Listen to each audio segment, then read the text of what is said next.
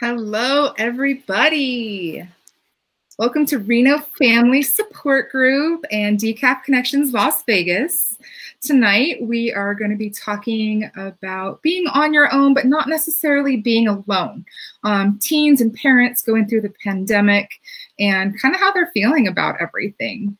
If you don't know me, my name is Tara Winkleman. I'm the Director of Programs for the Nevada and California Diabetes Association. I have been type 1 diabetic for almost 37 years. I grew up going to the camp programs through the NDA, started off as a camper, then a counselor in training, then a counselor, even camp director, and now I'm the Director of Programs. I have been employed at the Nevada Diabetes Association for 10 years, and I'm so happy to bring you these types of programs. Tonight, we have Karah Clifford, who I have known for a very long time. She was actually one of my campers when I was a CIT. So that just ages us a little bit, Karah. Thank you for joining us tonight. Why don't you give us a little introduction, tell us a little bit about yourself and how you got involved with the Nevada California Diabetes Association. Yeah, thanks for having me. So my name is Karah. I grew up in Reno, Nevada. I now live in the Bay Area with my husband and my two kids, ages 8 and 5. And I was diagnosed in 1990. I was just trying to do the math in my head, and I honestly can't do it. But, you know, I was diagnosed, I was 8 years old, and my mom was a single mom, not really sure kind of what to do, how to support me. And the hospital had told them about this camp option. And so anyway, so I started going to camp in 1990 up at Camp Buck in Lake Tahoe. And it was just such a transformation for me. I had been scared to give shots. I didn't want to check my own blood sugar. I was terrified of everything. And I got there and I realized I wasn't alone. I realized there was other kids that had similar experiences. I got to meet people, and within that week, I had given myself my own shot. I checked my blood sugar, and my mom just really described it as coming home a different kid, you know, just feeling more at ease with more information and just having more acceptance about just living with diabetes and what that was going to be like for me. So anyway, so yeah, I went back every year. I went through the CIT program. I was a counselor. I helped run the CIT program for a while. I met my husband up there when I was, I want to say 21. I was up there and he came. He lived in California and had grown up going to the California camps and came over to support Buck that year. And so we were able to meet. And yeah, I consider myself really lucky. And again, we have two wonderful kids, ages 8 and 5. At this point in time, neither one of them have diabetes, but they're certainly just growing up, you know, learning about it, asking questions, and having an understanding about that. That's wonderful. Yeah. And then professionally, I went into counseling. I wanted to be a therapist, and actually, I think growing up at these camps and being a counselor, CIT leader, but, you know, being in that role helped me want to pursue that in more of a career focus. And so, yeah, I've been a licensed therapist in the state of California. I work with children, adolescents, and adults with a variety of different needs, and certainly also have a focus on working with youth, particularly teenagers and families with diabetes.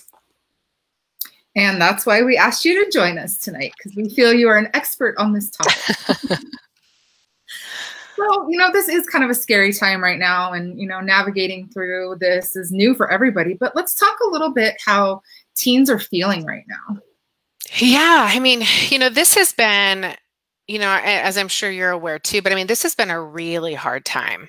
And it is impacting people across the board, right? We're seeing it impacting children. We're certainly seeing it impact teenagers. We're seeing it impact adults. It's having an impact on everybody. You know, teenagers in particular, and I would say children as well, you know, developmentally in terms of in our brain, they haven't quite mastered just the idea of thinking abstractly, analytical thinking, thinking far in advance, understanding that, how to triage things in your mind in terms of what's important right now and how do I put that aside and focus on this for a little bit, or how do I stop my feelings of anxiety? That's not mastered as well. And so, a big thing that children and adolescents need is social interaction, social engagement. It's how we learn how to even have emotion, express emotion. In school, how do we manage our stress? Well, we ask our teacher for help. We go to the extra study hall. We do what we can, right? And how do we get that time, away from our parents where we're learning independence? Well, we're on the playground, or we're, in the cafeteria, or we're at the movies. We're doing things with our friends where we're practicing skills around independence and problem solving and socializing and how to even relate to people, conflict resolution. All of that is through human interaction, which is now really limited. Right. So they're obviously feeling, a little bit of anxiety and a little bit of, loneliness and stuff like that. But how about diabetes management? Like, how does that suffer during times like these? Yeah. Well, in a variety of ways. I think one to even just start with is, when we feel anxious or when we feel stressed, our body will release these stress hormones. Mm-hmm. And when that happens, it will naturally increase our blood sugar. And so, you've probably experienced a time where you're, higher stress, your blood sugars start to elevate, and they don't even have to go, through the roof. They could be hanging out in the 200s, and you'll give a correction and nothing will happen. And you'll just kind of be giving these little corrections all day. But because your body is in a higher, state of stress, and you've got that adrenaline, the stress hormones going through, it's harder to bring those blood sugars down and manage it. Mm-hmm. So I think, that's certainly one way we see it. Anytime there's added stress, added anxiety, we will see a natural spike in our blood sugars, or we certainly can see that. Even through exercise, right? If you do a quick burst of high stress physical activity, you will see that spike before you would see, a lowering effect in your blood sugar. And what about like burnout? Is burnout more prevalent? Yeah, so that's another piece, right? We're seeing real high rates with teenagers in particular right now, but with anxiety and depression. And so anytime we see, depression, what that can look like for a teenager is difficulty engaging in daily tasks, right? Maybe feeling a little bit more withdrawn, lower energy, lower motivation, difficulty sleeping, restlessness, increased irritability, but also, being diabetic and having to own the responsibility of taking care of it. It's all these added tasks and responsibilities that really kids, again, their brains aren't naturally equipped to be able to even need to be doing this yet. Right. So we've taught these youth how to do it, and we're praising them for it. But if you're starting to experience some depression, your motivation is low, right? You're feeling hopeless, and your energy level is low. So even having the energy to do it and manage it and deal with the ups and downs that just happen, it's harder. Absolutely. Kind of on that note too, Mm-hmm. like, when do you know your teen is ready to take on more responsibility with, their diabetes management?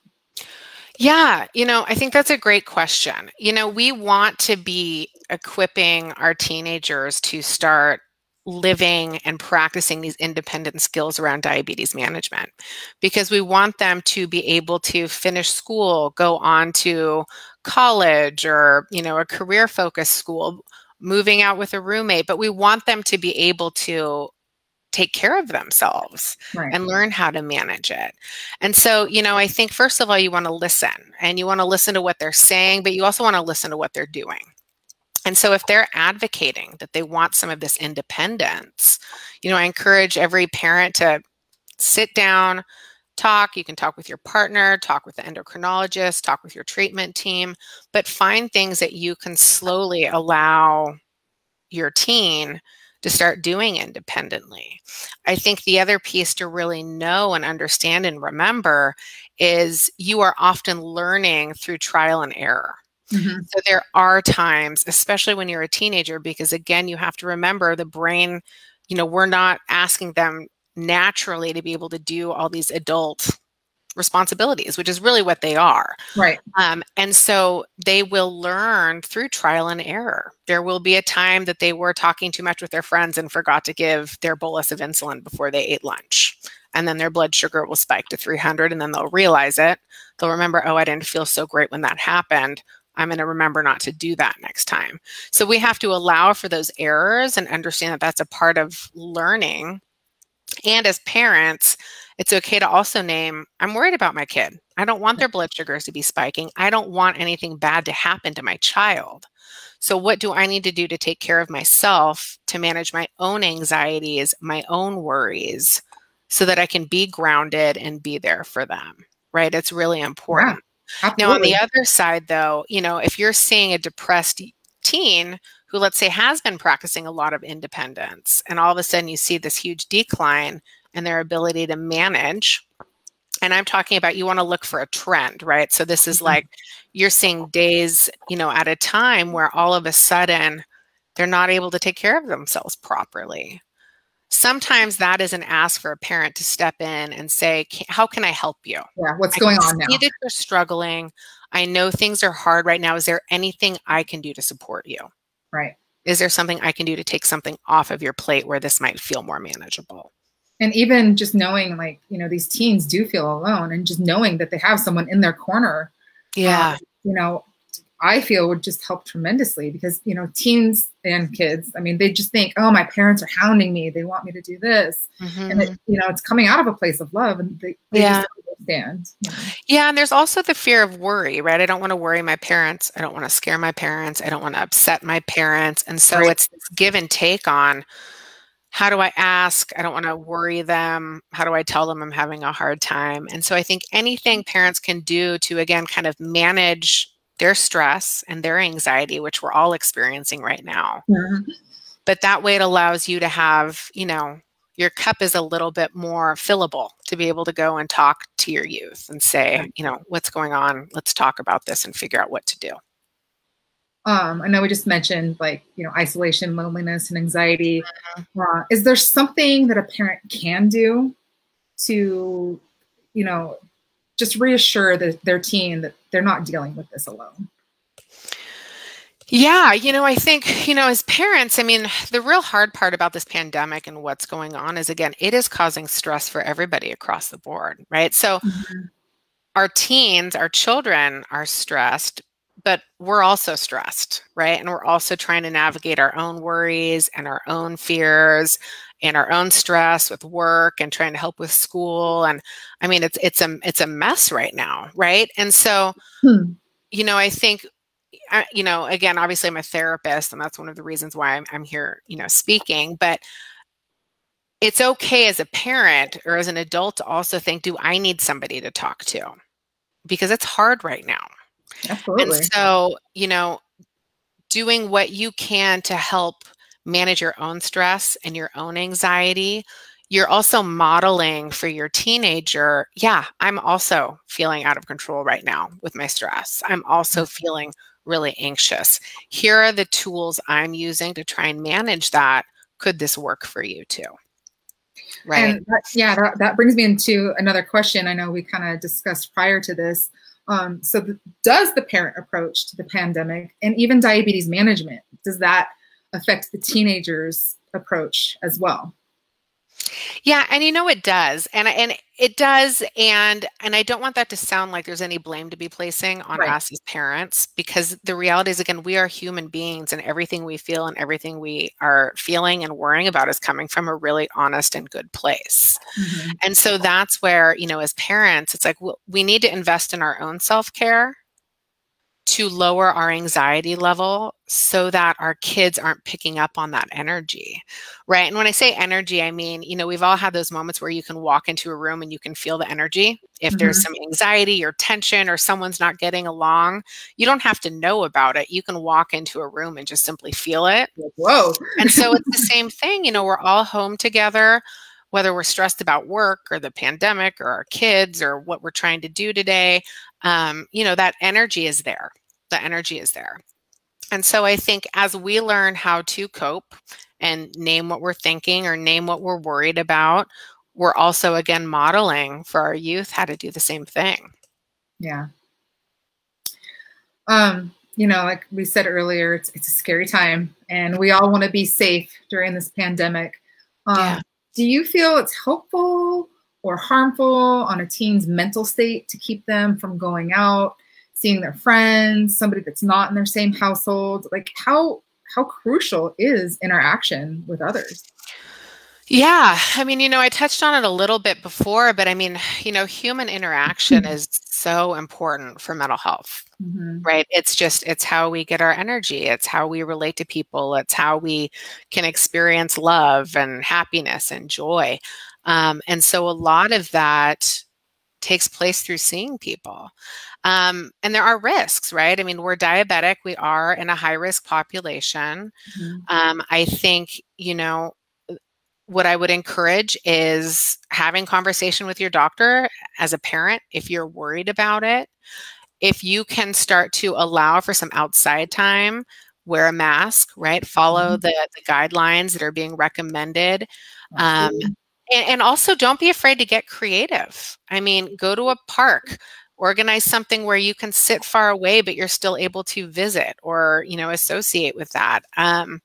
California's been pretty locked down at one point, way back when this was first starting last year, but we had, a couple of my daughter's friends that are sisters come over, and what they did was they were on one side of our street and we were on the other, and they each had sidewalk chalk. And they went and they played a game of tic-tac-toe in the middle of the street. But what it did was, it just allowed them to be able to see somebody that they're connected to, and it helps. And so, getting in a car with your parents and going and meeting a friend and their parents and letting them sit in the back of the car with the trunk up and just letting them talk and visit and have a minute. Anything to really just allow for a little bit of normalcy especially after this year where we didn't have, a lot of in-person programs through our association. Of course, we did everything as safely as possible with all guidelines in place. And, these kids are looking forward to seeing their friends again. They're looking forward to going to school again. They're looking forward to, just hanging out and going to the park with their friends or anything. Yeah. And I think, and during times where that doesn't feel manageable, even doing some sort of Zoom gathering, playing a trivia game, just something that's still allowing for some interaction, can also be helpful. Absolutely. But if your youth is not leaving the house a lot, if you and your family are not leaving the house a lot, then I think it's really important to think about what we call clinically as coping skills, but finding things that you can do. Can you go for a walk as a family? Can you listen to music? Can you come up with an exercise plan? You have to engage in self-care to be able to manage your mental health. Well, Karah, I mean, you've covered a lot. Is there something you would like parents to know that they otherwise might not think about? Or is there anything else you want to add at this time? We can take some questions at the end as well. If anybody out there has any questions that is watching this right now. But is there anything else you want to add at this moment? Yeah, I just think, don't be afraid to reach out for support, whether it's for yourself or it's for your youth or your child. But, these are really hard times. I obviously am a huge proponent of therapy. I have a therapist myself that I see. We have figured out as therapists how to utilize these video platforms to still support people and still help people. And I think everybody deserves a space where they can talk about what they're worrying about, how they're feeling, and not feel like they have to worry about the person that they're talking to. Right. I think that's really important. A safe place. A safe space to really hash it out, get some clarity on how you're doing, what you're needing, things like that. I think, we are seeing a big increase in depression among youth. So you want to look for the warning signs and really seek help. Talk to your doctor if you see, your teenager not wanting to come out of the room, not eating, not taking care of themselves, not able to identify things that they look forward to, you know, any sort of feelings of hopelessness that they're sharing. If you are seeing a real sudden change in behavior, you want to take that seriously and call your doctor right away. That's great advice. You know, Karah, thank you so much for joining us tonight. I know, you know, pulling you away from your family was a big ask, and we just wanted to thank you so much for joining us and being a part of our group tonight. And if anybody in the next few days has any questions, we'll just invite them to type them in the comments. And if you wouldn't mind, maybe just going back and answering any questions that people have about tonight. Absolutely, yeah. And thanks for having me. Thank you so much. All right, guys, that's it for tonight. We, you know, just want to give Karah again another big thank you. I'm very happy to see her. I haven't seen her in a few years myself, so I was really excited to see her face tonight. Next month, we are going to be marching in with some new recipes with one of our former dietary interns, who is now a registered dietitian. Her name is Chelsea Menifee. So join us next month. We'll see you guys. Good night.